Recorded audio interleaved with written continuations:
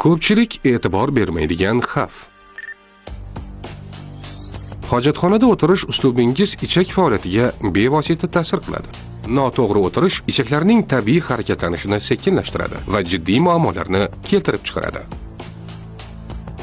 Asosiy xavflar. Noto'g'ri o'tirish ichakni to'liq bo'shatishga to'sqinlik qiladi. Bu esa ich qotishi va meteorizmni, ya'ni gaz to'planishini keltirib chiqaradi. Ortiqcha zo'riqish ichki bosimni oshirib, gemoroy va anal yoriqlar paydo bo'lishiga sabab bo'ladi. Nima qilish kerak? To'g'ri o'tirish holatini tanlang. Oyoqlaringizni biroz ko'tarib, 35-40 daraja burchakda joylashishga harakat qiling. Hojatxonada uzoq qolmang. 5 daqiqadan ortiq o'tirish tavsiya etilmaydi. Sog'lom ovqatlaning. Tolali mahsulotlar va yetarli miqdorda suyuqlik iste'mol qiling. Salomatligingizga befarq bo'lmang. Ushbu ma'lumotni yaqinlaringiz bilan bo'lishing. Salomatlik va strategik rivojlanish instituti ijtimoiy tarmoqlariga obuna bo'ling.